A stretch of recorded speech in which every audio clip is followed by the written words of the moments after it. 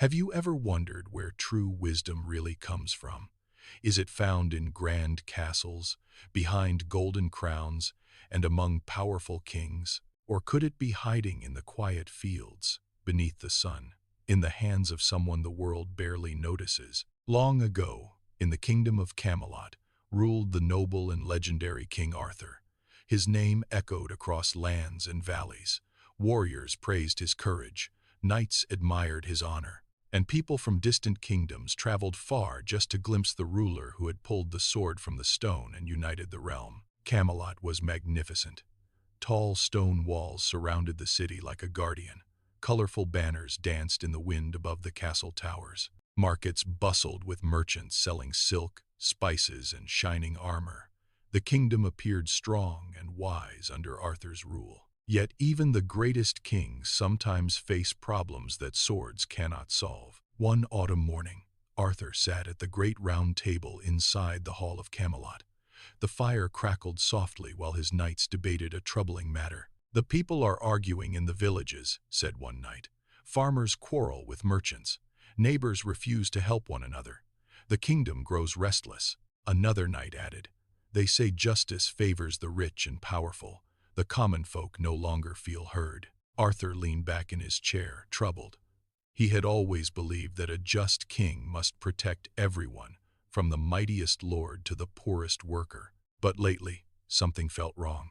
"My knights," Arthur said thoughtfully, "if the people feel unheard, then perhaps I have been listening only to those closest to the throne." The hall fell silent. That evening, Arthur made a surprising decision. Instead of sending soldiers or royal messengers, he would leave the castle himself. Disguised as a simple traveler, he would walk among the people and hear their true thoughts. At dawn the next day, Arthur dressed in plain clothes, no crown, no shining armor, just a worn cloak and boots covered with dust. With only a small horse and a quiet determination, the king rode out of Camelot. The journey took him through forests where golden leaves fell like rain. He passed rivers that sparkled beneath the morning sun. Along the road he met merchants, villagers, and travelers. Some spoke kindly of the king. Others complained about taxes, unfair trade, and arguments among neighbors. Arthur listened carefully, yet none of the conversations brought him the answer he was searching for. Days passed. One afternoon, Arthur arrived at a quiet village surrounded by wide green fields. Farmers worked under the warm sun, harvesting wheat and tending to animals. Near the edge of the road stood an old farmer repairing a wooden fence. His clothes were simple and worn, but his movements were calm and steady. Arthur approached. "Good day," Arthur said politely. The farmer nodded without looking up. "Good day to you, traveler." Arthur watched as the man carefully fixed each broken plank. "You seem patient with your work," Arthur said. The farmer chuckled softly. "A fence cannot be fixed with hurry. If you rush, the wind will knock it down again tomorrow." Arthur found the words interesting. "Tell me," Arthur asked, "what is the greatest problem in this village?" The farmer leaned on his tool and studied the traveler. "People," he replied simply. Arthur raised an eyebrow. "People, yes," the farmer said. "Not storms, not wolves, not poor harvests. People forget how to live together." Arthur grew curious. "What do you mean?" The farmer pointed toward the distant fields. "You see that land? It once belonged to two brothers. They argued over where the boundary should be. Each believed the land was his." "And what happened?" Arthur asked.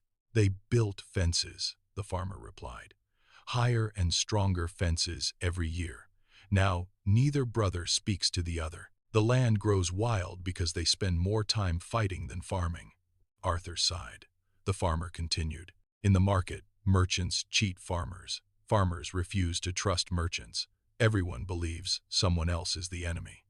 Arthur sat down on a nearby stone. "So what should a king do?" he asked. The farmer looked at him with thoughtful eyes. "A king?" Arthur nodded slowly. "Yes. Suppose a king wished to fix such problems. What wisdom would you offer?" The farmer smiled faintly. "I would tell the king the same thing I tell my neighbors."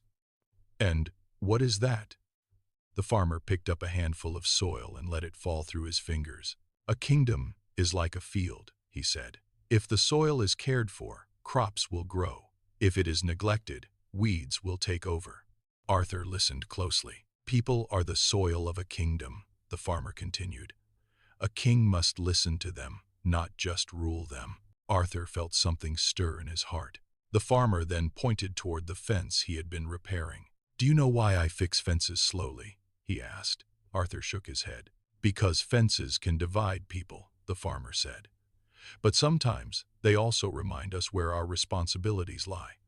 A wise man builds fences with care and gates with kindness."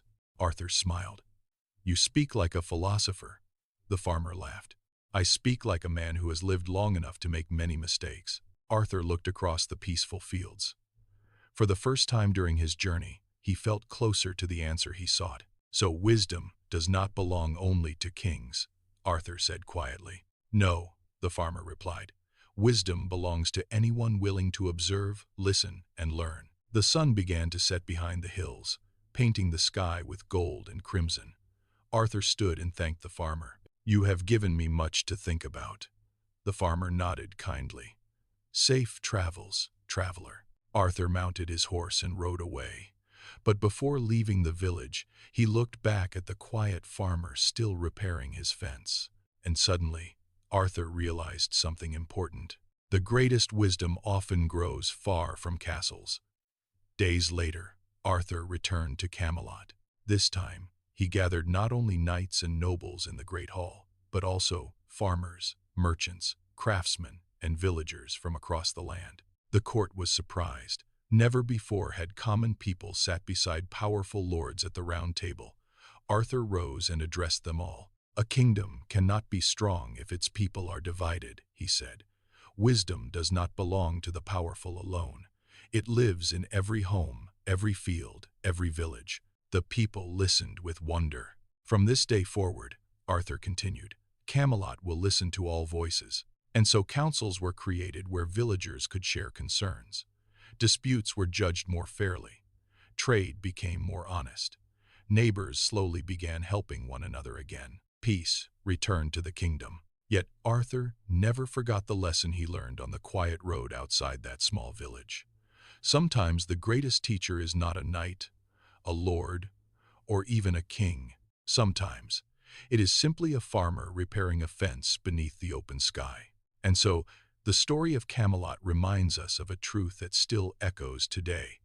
Wisdom does not belong only to the powerful. It belongs to anyone humble enough to listen, patient enough to learn, and brave enough to share what they know. And that is the lesson that even the great king, King Arthur, once learned from a humble farmer. Moral of the story: wisdom can come from anyone, not just the powerful,